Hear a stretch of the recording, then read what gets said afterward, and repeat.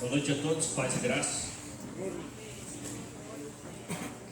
Mais uma vez é um privilégio enorme poder estar diante dos irmãos e compartilhar da palavra do Senhor. Estamos pregando continuamente no livro de Efésios, verso a verso. Hoje eu irei pregar no versículo 13 do capítulo 2. Então peço por favor que você abra a sua Bíblia. Capítulo 2, versículo 13.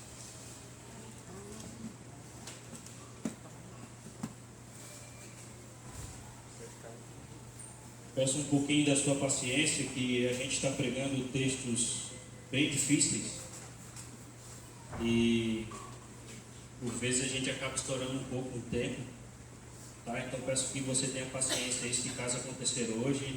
Eu faço um esforço. Falta a capacidade do pregador de sintetizar alguns temas. Então, segundo Efésios capítulo 2, versos 13, todo mundo abriu essa Bíblia, vamos ler juntos. Diz assim a palavra do Senhor: mas agora em Cristo Jesus, vocês que antes estavam longe, foram aproximados mediante o sangue de Cristo. Feche mais uma vez os seus olhos para nós orarmos a Deus. Pai querido, mais uma vez, como comunidade de fé, Igreja do Senhor, nós nos apresentamos diante de Ti, primeiramente para Te adorar, para nos curvarmos de coração, mente, espírito, diante da Tua majestade, do Teu senhorio. E agora estamos diante da Tua santa palavra para ouvir da Tua voz por meio das Escrituras Sagradas. Pedimos que o Senhor atue no nosso meio mediante Teu Espírito Santo, nos trazendo instrução e conhecimento nas doutrinas de Cristo. Que o Senhor possa nos abençoar nesse momento. Essa é a nossa oração, em nome de Jesus. Amém. Irmãos, Paulo está escrevendo à igreja de Efésios e ele está dizendo para a igreja, a gente viu nos domingos passados o que eles eram: estavam longe de Deus, sem Cristo, sem esperança e sem Deus no mundo. Mas agora a história é diferente. Paulo está dizendo: mas agora em Cristo, vocês que antes estavam longe, foram aproximados mediante o sangue de Cristo. Então meu objetivo nessa noite é falar sobre o sangue de Cristo. O sangue de Cristo. Como nos escritos de Paulo, o sangue de Cristo ele está no centro da nossa fé. E quando Paulo está escrevendo à igreja de Éfeso, ele coloca o sangue de Cristo no centro, como tem que estar. Ele diz assim, novamente: mas agora em Cristo, vocês que antes estavam longe, foram aproximados mediante o sangue de Cristo. Veja que antes eles estavam longe. Longe de quem? Longe de Deus, longe de Israel, longe das promessas e longe de Cristo, como a gente viu no versículo passado.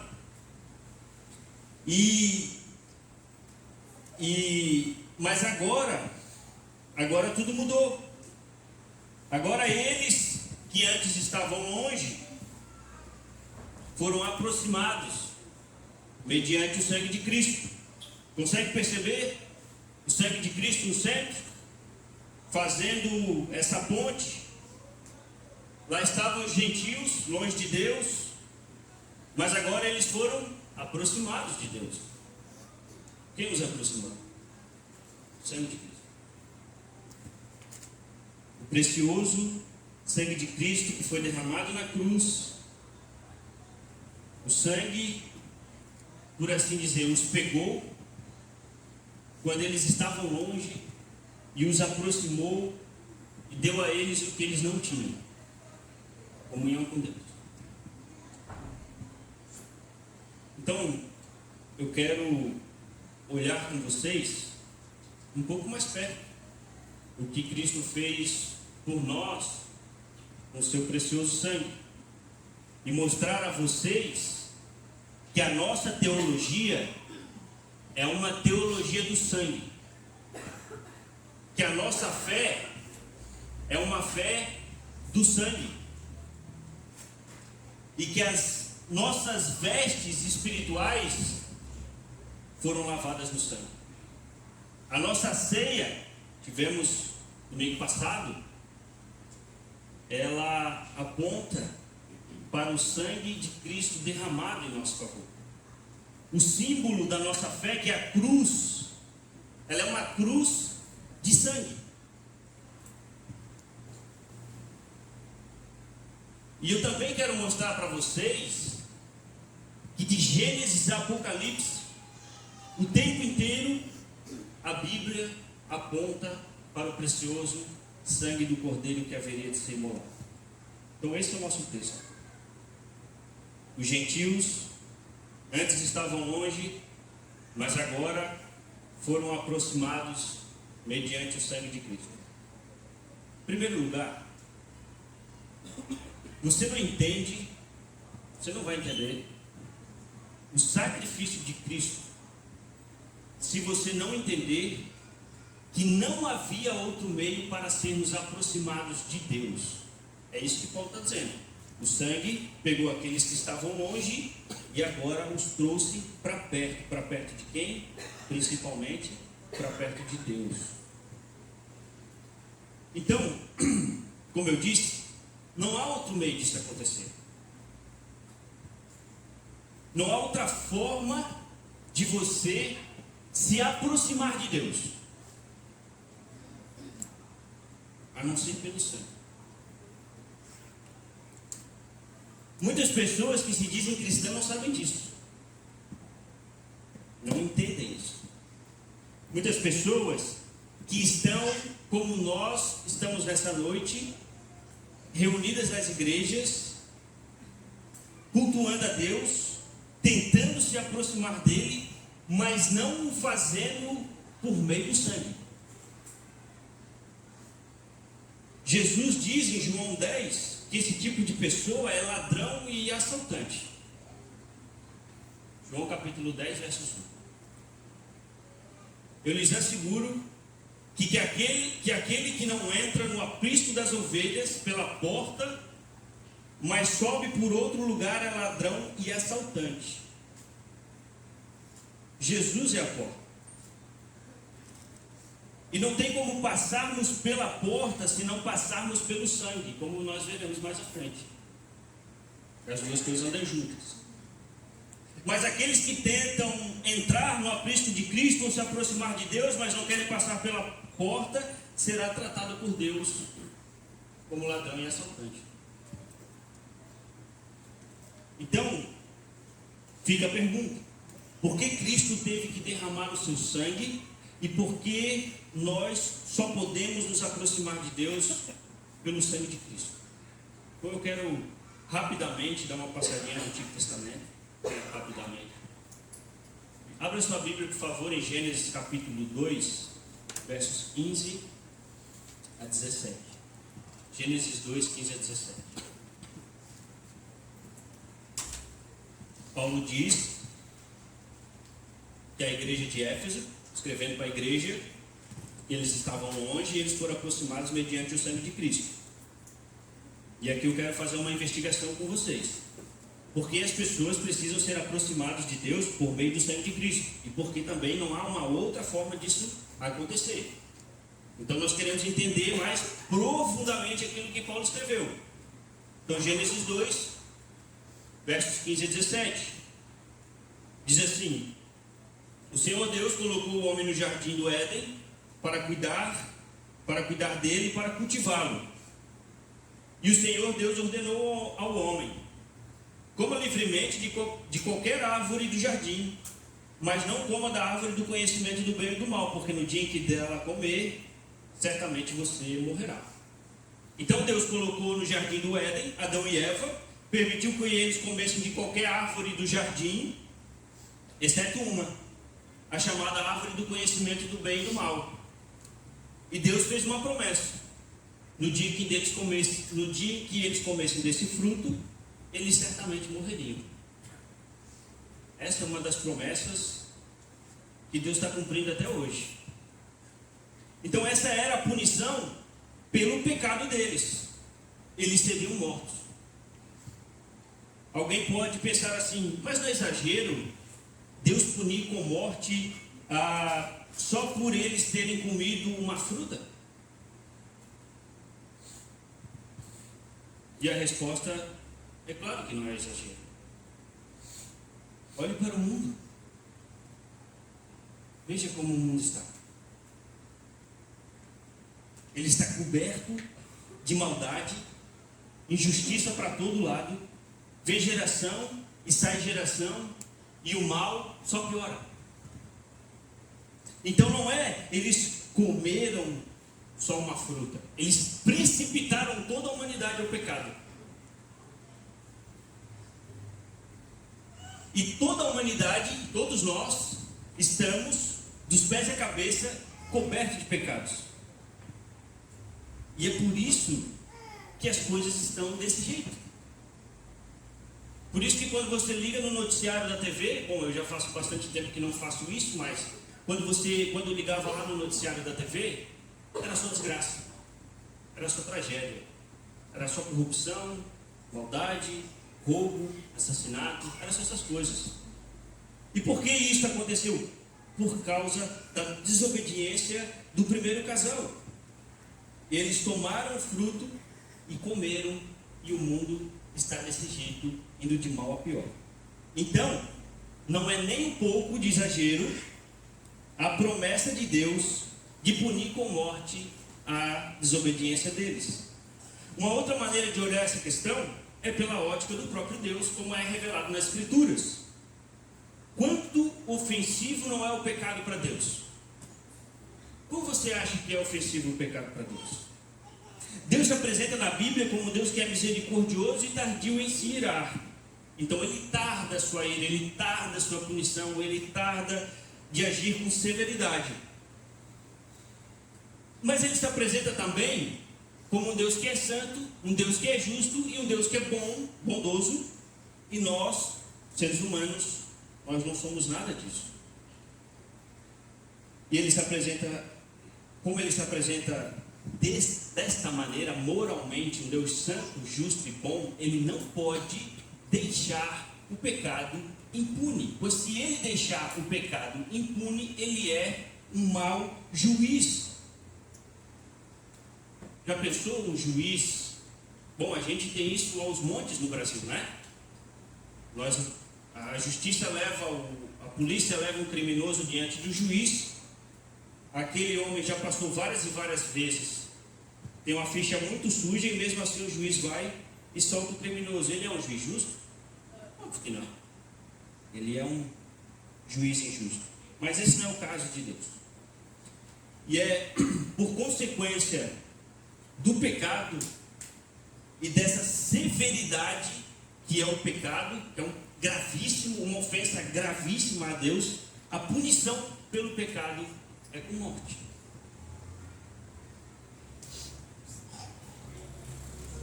Se não fosse assim, Deus não teria criado o inferno.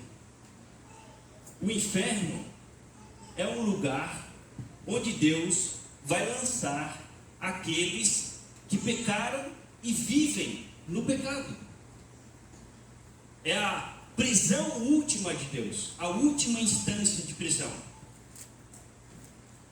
E Deus, a Bíblia nos revela que Deus não poupará nem mesmo os anjos que se rebelaram contra ele na rebelião de Satanás. Então, o pecado é uma ofensa gravíssima. Não existiria o inferno se o pecado não fosse uma ofensa gravíssima. Deus não puniria com morte se o pecado não fosse uma ofensa gravíssima. Então, porque existe ambos, existe a punição da morte e existe a realidade do inferno, o pecado, a gente conclui que é uma ofensa gravíssima. Então, nós temos os gentios, a parte de Deus, se reconciliando com Deus, através do que nós lemos aqui, se reconciliando com Deus por meio do sangue de Cristo. Nós vamos ver mais ou menos como isso acontece. Mas deixe-me mostrar mais algumas coisas para vocês, que é importante. Nós somos descendentes de Adão. Todos nós. E porque somos descendentes de Adão, herdamos o pecado de Adão. Nós nascemos debaixo do jugo do pecado. A consequência disso é que nós fomos separados de Deus. Nascemos alienados de Deus, separados de Deus. Somos, desde o nascimento, pecadores.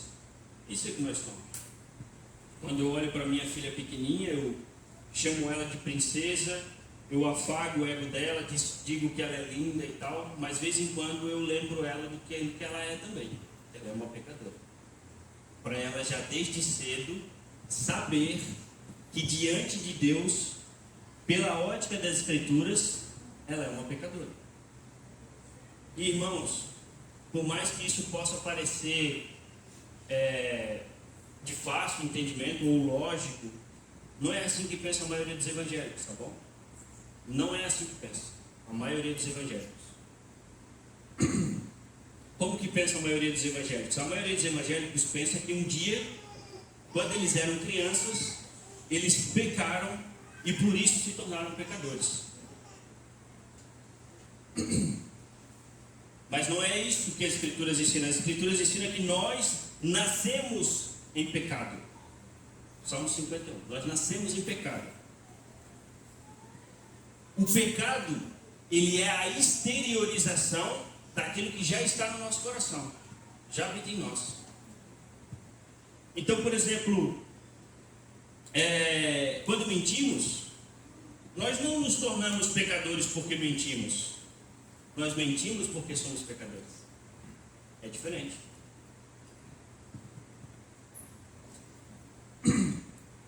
É por isso que Jesus diz que quando alguém olhar para uma mulher e sentir desejo por ela, no coração já cometeu adultério. Já cometeu adultério com aquela mulher. Como que pode alguém cometer adultério sem ter praticado adultério? Pode, porque o desejo nasce no coração e o pecado é concebido no coração. Lá é concebido o pecado. Inveja, ódio, ciúmes, orgulho, são todos pecados que você comete sem mesmo sair da cadeira. Por que você comete? Porque é no coração que você comete. Não precisa necessariamente ter o ato, a exteriorização daquilo que já está no seu coração. É por isso que Jesus diz que quando alguém olha para uma mulher e sente desejo por ela, no coração já cometeu adultério com ela. Já concebeu o pecado no coração. E aí quem que passa diante do filtro de um Deus que vê os pecados no nosso coração? Então como que pode os gentios distantes de Deus agora serem aproximados de Deus? Então, quando você olha para você, você consegue se enxergar isso que as Escrituras falam de você? Você consegue se enxergar um grande pecador? Você consegue olhar para você e ver o pecado sendo concebido dentro de você? Você se entristece por isso? Você tem a compreensão dessa realidade espiritual?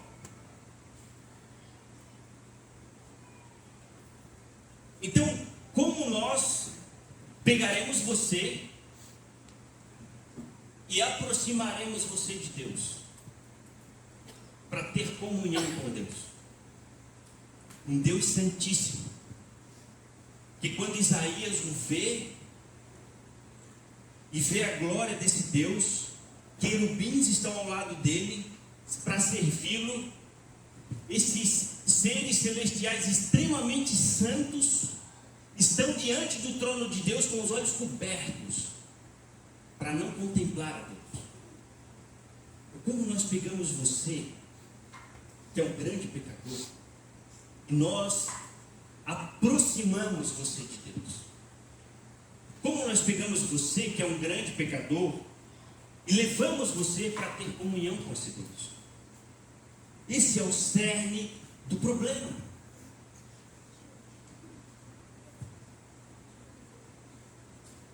Quando Paulo diz que Cristo nos aproximou de Deus, sendo que os gentios estavam antes longe, Paulo diz que eles foram trazidos para perto pelo sangue de Cristo. Você, como evangélico, como um cristão evangélico, não pode não compreender o que Paulo está falando nessas linhas. Você tem que ter a plena convicção do que é o sangue de Cristo, para que o sangue de Cristo foi derramado, qual é o meu papel em relação ao sangue de Cristo e o que eu tenho que fazer em relação ao sangue de Cristo. Você não pode ter dúvidas disso. Do contrário, você é aquele que quer entrar no aprisco das ovelhas sem passar pela porta. E eu acho que até aqui, você já está entendendo um pouquinho onde eu quero chegar. Diante desse problema, diante da solução, mais ou menos você já consegue entender aonde eu quero chegar.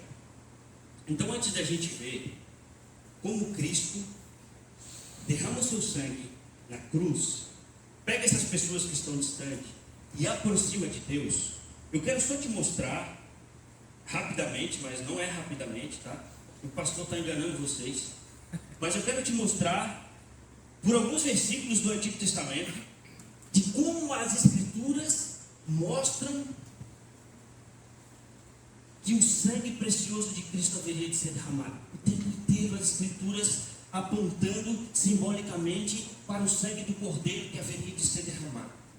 Já que nós falamos de Adão e Eva, vamos começar por eles. Gênesis 3, versos 20 e 21. Gênesis 3, 20 e 21. Você, até aqui, eu espero que você entendeu o problema. Veja só, novamente, Paulo diz que aquelas pessoas que estavam longe foram, mediante o sangue de Cristo, aproximados de Deus. Eu apresentei um problema. Há um problema aqui. Que pessoas extremamente pecadores, como eu e você, eles não podem ser aproximados de Deus. Tem que acontecer alguma coisa. Paulo diz que foi mediante o sangue. Eu quero investigar com você como o sangue faz isso por nós. Porque nós temos um grave problema para ser resolvido. Nós temos um Deus Santíssimo, cujos seres celestiais nem contemplam a sua face, mas nós somos tremendamente pecadores, ofensivos a Deus. Imagina quanto pecado você não cometeu hoje até ele estar sentado aqui. Imagina quanto pecado você não cometeu durante toda a sua vida. Então, como Deus, ou melhor, Cristo, pega essas pessoas, igual a mim e igual a você, e pode aproximá-las de Deus? Esse é o problema. Então, Gênesis 3, versos 20 e 21, nós já vamos ver Deus fazendo os apontamentos. Então, diz assim a Escritura, Gênesis 3, 20 a 21. Adão deu à sua mulher o nome de Eva, pois ela seria a mãe de toda a humanidade.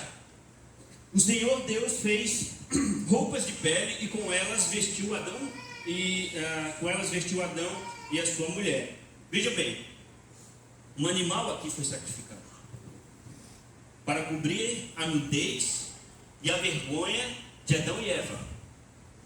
Um inocente morreu no lugar de um culpado, e sangue foi derramado para que Deus pudesse cobrir a nudez do primeiro casal. Veja que Deus misericordioso. Deus pega um animal, sacrifica, derrama o sangue desse animal, simbolicamente já apontando para Cristo, pega as roupas desse animal, faz roupas com a pele desse animal e cobre a nudez e a vergonha daquele casal. Exatamente como Cristo fez conosco.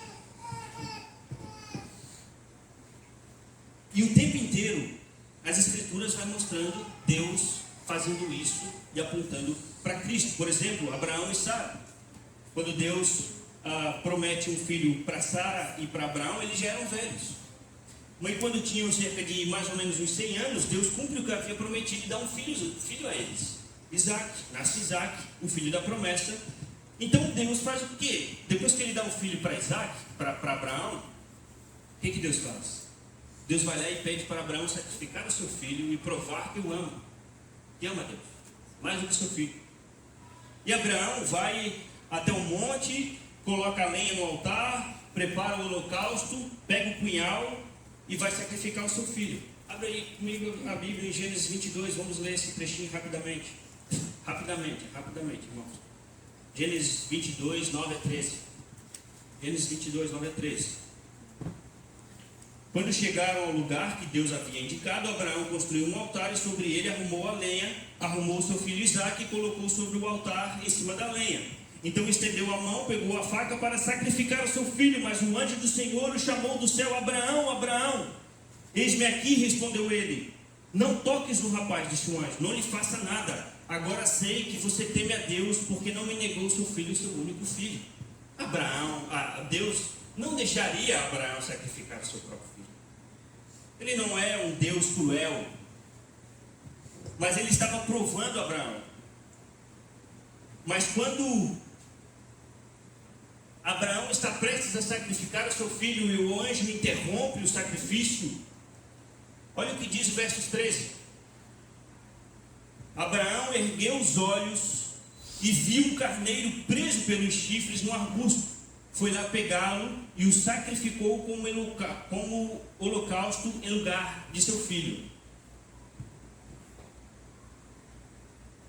Veja que Deus proveu para Abraão um carneiro para ser sacrificado em lugar de seu filho.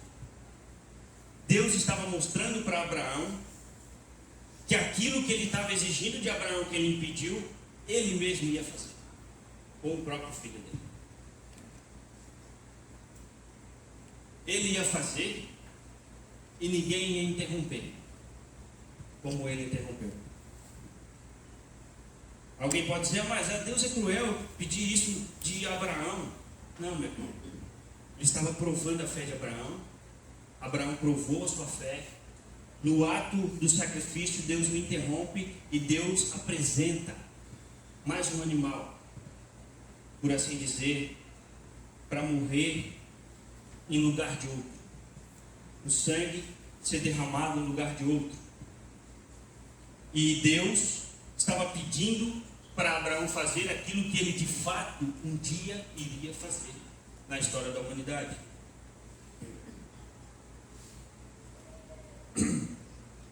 Só mais uma última ilustração. Quando Deus trouxe a 10ª praga do Egito, você conhece a história, né?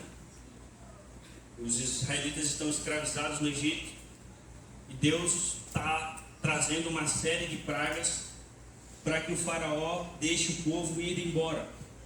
E o faraó resiste e não deixa o povo ir embora. Então vem a 10ª praga. O que Deus pede para os israelitas era eles fazerem o seguinte: sacrifiquem um cordeiro ou um carneiro, peguem um galinho de sopro, que é uma plantinha, bota sangue desse animal numa tigela, passe essa plantinha na tigela e depois passe no umbral das portas de todas as casas de todos os israelitas, porque eu vou mandar um anjo, o anjo da morte. Ele virá no Egito, e a casa que ele vê o sinal do sangue nos umbrais da porta, ele passará por cima. As casas que ele não vê esse sinal, ele entrará e matará todo o primogênito do Egito. Deus fez de fato isso. Mas ao trazer esse livramento para libertar o povo da escravidão, mais uma vez, nas Escrituras, Deus mostra simbolicamente o que ele faria um dia por mim e por você. Lembra que eu falei que não tem como nós passarmos pela porta sem passarmos pelo sangue? Aqui está o sangue e a porta. Aqui está o sangue. Então, irmãos,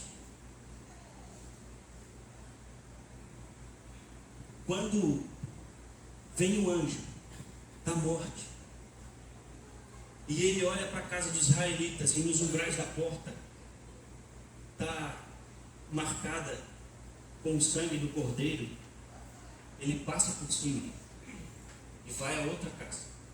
E a outra casa do outro israelita, novamente, está marcado com o sangue do cordeiro.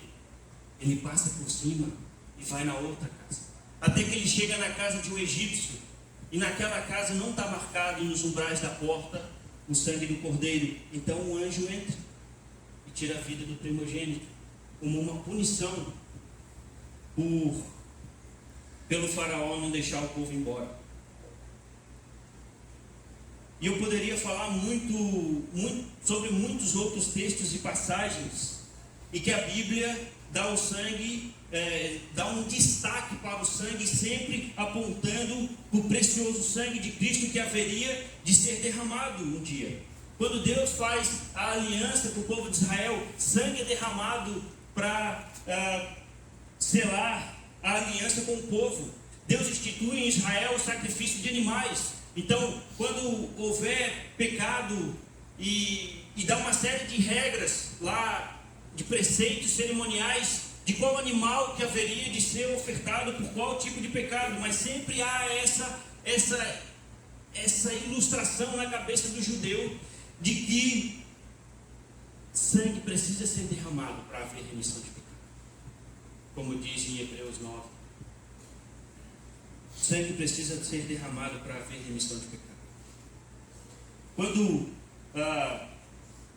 os israelitas constroem um templo, todos os utensílios do templo são consagrados ao Senhor e purificados por meio da aspersão de sangue. Por todo o Antigo Testamento, por todo o Novo Testamento, sangue é demonstrado simbolicamente como algo precioso e muito importante para a história da redenção. E aí eu peço que você abra sua Bíblia em 1 Pedro, versos 18 a 20.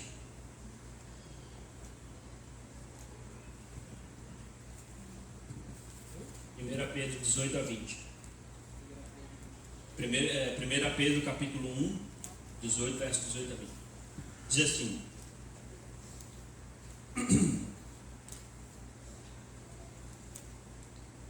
diz assim então o texto: pois vocês sabem que não foi por meio de coisas perecíveis como prata ou ouro que vocês foram redimidos da sua maneira vazia de viver, transmitida por seus antepassados, mas pelo precioso sangue de Cristo, como de um cordeiro sem mancha e sem defeito, conhecido antes da fundação do mundo, revelado nesses últimos tempos em favor de vocês.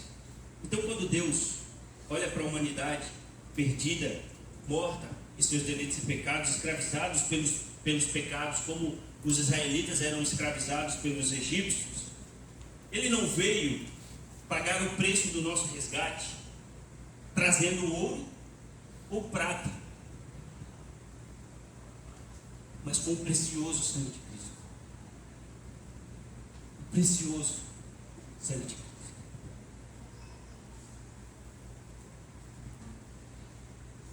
Quando Jesus veio para ser sacrificado em nosso lugar, Ele veio para derramar o seu preciosíssimo sangue. Ele veio voluntariamente. O Filho de Deus, o unigênito do Pai, veio para tomar os nossos pecados sobre os seus ombros e morrer com eles, para que todo aquele que nele crê não morra, mas tenha vida eterna. Cristo fez isso. Quando Cristo comprou você, não fez isso utilizando moedas de ouro. Ele fez isso utilizando o seu precioso sangue. Quando Cristo entra no caminho da cruz, Deus lança sobre Cristo os nossos pecados, os meus e os seus.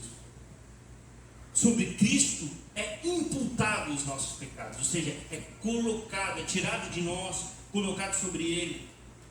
Cristo não tem pecado. Ele foi gerado pelo Espírito Santo no ventre da Virgem, e Ele não herdou os pecados de Adão igual a nós. Se você não sabe por que Cristo foi gerado pelo Espírito Santo no ventre da Virgem, eis aqui a resposta: foi gerado para que Ele fosse gerado sem pecado. Ele é gerado de Deus. Ele é sem pecado, não é igual a nós. Ele é o santo de Deus, ele não tem pecado. E quando ele vive neste mundo andando como os homens, ele viveu uma vida perfeita, sempre obediente a Deus, nunca cometeu qualquer pecado, mesmo convivendo com pecadores. Por isso, ele era o único que poderia satisfazer a justiça de Deus. Um verdadeiro sacrifício. Santo, agradável a Deus. E o que ele faz? Quando ele toma o caminho da cruz, Deus imputa em Cristo os nossos pecados. Certamente ele tomou sobre si as nossas enfermidades e sobre si levou as nossas doenças. Contudo, nós o consideramos castigado por Deus afligido, atingido e afligido. Mas ele foi transpassado por causa das nossas transgressões, foi esmagado por causa das nossas iniquidades. O castigo que nos trouxe a paz estava sobre ele, e pelas suas feridas nós fomos curados. Então ele toma os nossos pecados sobre si, e lá na cruz ele derrama o seu precioso sangue. Com o sangue derramado, o preço dos pecados é pago, a oferta é aceita por Deus. E com o sangue derramado na cruz, nós somos lavados por Cristo de todo o pecado. E Cristo nos apresenta a Deus como santos, sem pecado.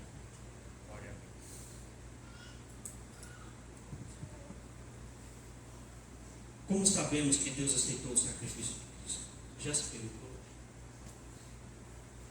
Nós sabemos que Deus aceitou porque Deus o ressuscitou no terceiro dia. A morte não manteve no cativeiro, mas ele foi ressuscitado por Deus, apareceu aos seus discípulos, ficou com ele por mais 40 dias, depois subiu aos céus e está agora sentado à direita de Deus, e o Evangelho sendo levado ao mundo pelo Espírito Santo e os discípulos de Cristo a todo o povo, língua e nação. Em Apocalipse, versos 5, em Apocalipse 5, versos a 9 e 10, diz o seguinte: Apocalipse 5, 9 e 10, diz assim: eles cantavam um cântico novo. Tu és digno de receber o livro e de abrir os seus selos, pois foste morto, e com teu sangue comprastes para Deus gente de toda tribo, língua, povo e nação. Tu os constituístes reino e sacerdotes para o nosso Deus, e eles reinarão sobre a terra. Repare então que Cristo comprou gente de toda tribo, povo, língua e nação com o quê? Com o precioso sangue. Sangue. Nós fomos comprados pelo precioso sangue de Cristo.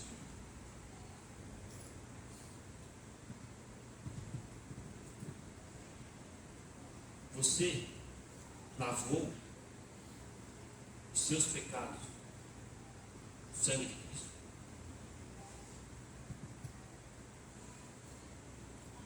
Você se arrependeu, abandonou os seus pecados e foi declarado justo diante de Deus.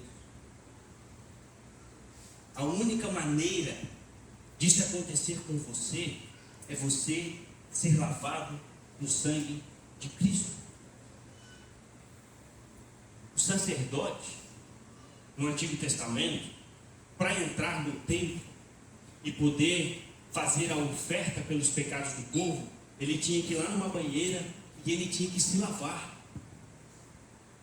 Ele tinha que se limpar. A ideia é que ele não poderia se apresentar diante de Deus imundo. Mas todas essas práticas do Antigo Testamento apontava para aquele que não precisaria ir numa banheira se lavar, porque ele não tem pecado. Ele se fez pecado por nós. Ele tomou sobre os seus ombros os nossos pecados. Ele não tinha pecado, mas tomou sobre os seus ombros os nossos pecados. E quando ele tomou sobre os seus ombros os nossos pecados, Deus agradou moê-lo na cruz. que é o que diz em Isaías 53, que Deus agradou moê-lo na cruz, porque sobre Cristo estavam os nossos pecados. Então eu quero fazer algumas considerações finais antes de encerrar. Você que está lutando contra o pecado, você que está sofrendo, você que ora para Deus e Deus parece distante, parece que não se importa com você. Você ora e Deus parece que não te responde.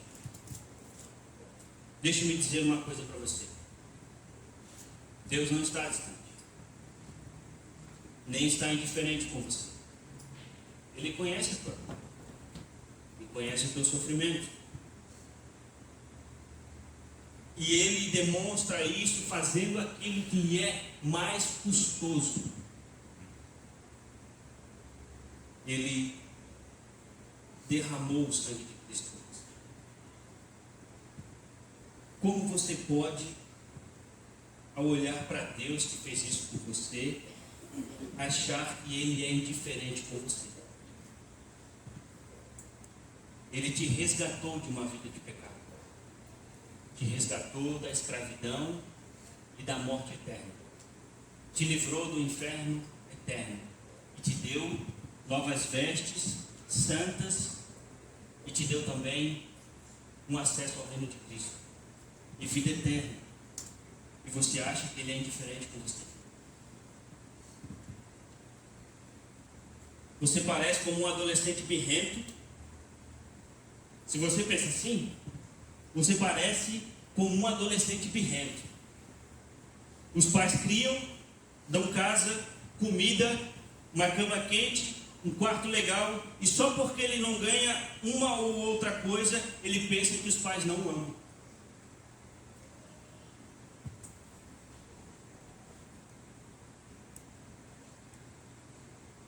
Então, para de agir assim com Deus. Não é porque Deus não te livra de algumas lutas ou tribulações que Ele não te ama.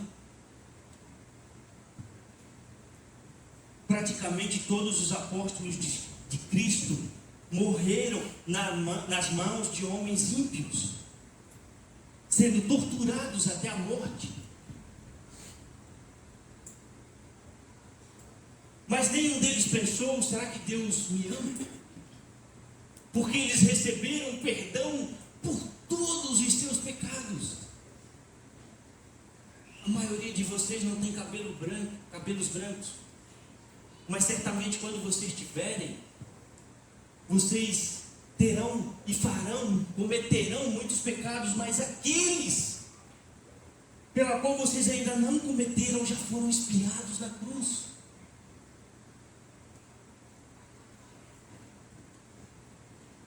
Mesmo esses, Cristo derramou o seu sangue. Então, irmão, aguente firme, continue lutando, confiando nele, tenha fé, seja forte e olhe para a cruz. O segredo da vida cristã é a gente aprender o tempo inteiro a olhar para a cruz. No meio das adversidades, olhe para a cruz.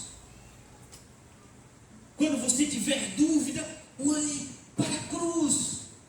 Quando você pensar que Deus não te ama, que está distante de você, que não ouve as suas orações, olhe para a cruz. Não pare em nenhum momento de olhar para a cruz.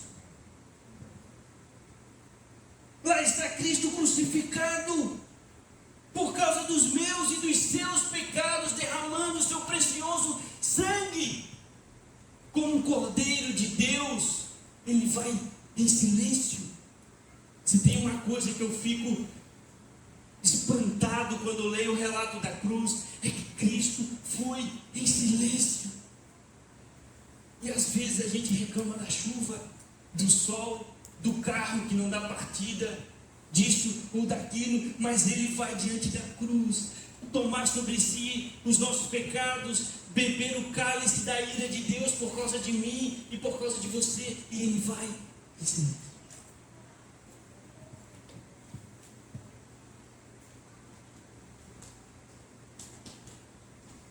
Cristo está lá na cruz, pregado por você, moído por você, derramando o seu sangue por você. Por você Ele colocou uma coroa de espinho. Então não murmure, aguente firme, tenha fé em Deus. É isso o que você tem que fazer. O grande apóstolo dos gentios morreu com uma espada na cabeça, cantando e louvando a Deus. Será que nós não podemos aguentar um pouquinho de dificuldade para a glória de Deus? Se você é crente e está cedendo terreno ao pecado, irmão, olhe para a cruz. Olhe para a cruz. Esses pecados que voluntariamente você comete, Cristo está subindo numa cruz para pagar o preço por eles. Não ceda ao pecado. Não ceda a Satanás. Resista. Viva uma vida santa diante de Deus. Viva uma vida santa. Arrependa-se, abandone os seus pecados e viva para a glória de Deus. Viva uma vida santa. Sejam santos, porque eu sou santo, diz o Senhor. Por último, quero falar com você que ainda não lavou os seus pecados no sangue de Cristo. Para você não é diferente do que é para eles. Para você eu digo, olhe para a cruz. Olhe para a cruz. Deus não poupou o seu próprio filho, mas pregou ele numa cruz. Cristo não tinha pecado, mas quando os nossos pecados foram lançados sobre ele, Deus moeu Cristo na cruz. Veja a seriedade disso. Se Deus moeu Cristo na cruz, que não tinha pecado, que Cristo, os pecados foram na verdade imputados nele, esses pecados pertenciam a outras pessoas, mas quando os pecados foram imputados sobre Cristo, Deus moeu Cristo na cruz. O que Ele fará com você? O que Ele fará com você que passa o dia inteiro mergulhado no pecado?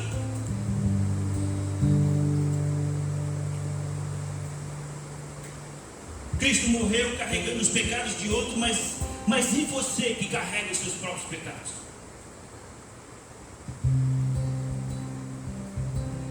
O que Deus fará com você, que é o Senhor dos seus pecados?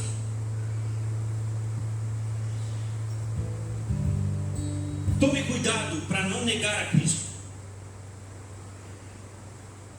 Porque as pessoas que negam a Cristo fazem de Deus um mentiroso. Você sabia disso? Que as pessoas que negam o Evangelho fazem de Deus um mentiroso?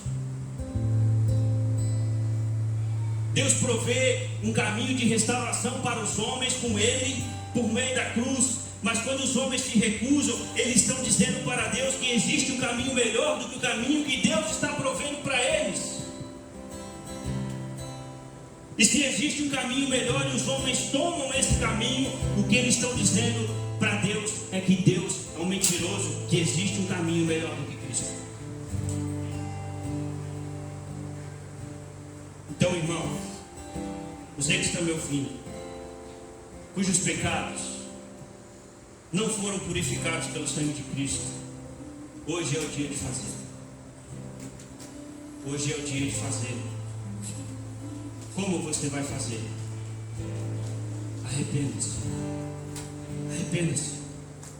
Abandone os teus pecados. Olhe para a cruz. Ore a Deus. peça perdão pelos teus pecados e inicie uma nova vida, uma santa vida, para a glória de Cristo. Restaure o teu relacionamento com o Criador. Se aproxime de Deus por meio do sangue. Não mantenha-se longe de Deus, mas se aproxime de Deus por meio do sangue. Porque nós temos ousadia nos apresentarmos a Deus por meio da oração. Porque nós somos homens maravilhosos, importantes. Não somos nada disso, somos tremendamente pecadores, mas a nossa ousadia está porque o nosso sangue foi lavado, os nossos pecados foi lavado no sangue do Cordeiro de Deus que tira os pecados do mundo. Amém. Graças a Deus. Porque eu chego em casa, coloco a cabeça no travesseiro e fico tranquilo. Porque a maioria dos crentes que confiam em Cristo vivem tranquilos, estão em paz, porque os nossos pecados estão perdoados, fomos reconciliados com o nosso Criador. Cremos e confiamos na obra de Cristo na cruz, não confiamos nas nossas obras e naquilo que as nossas mãos fazem, mas somente no sangue de Cristo derramado na cruz. Por isso eu repito o que eu falei lá no início: a nossa teologia é uma teologia do sangue. Os nossos pecados foram lavados no sangue, e o caminho que nos traz a paz estava sobre Cristo, e pelas feridas dele, todos nós que cremos nele fomos curados. Sobre a paz com Deus nós veremos no próximo domingo, se Deus quiser permitir. Vamos orar.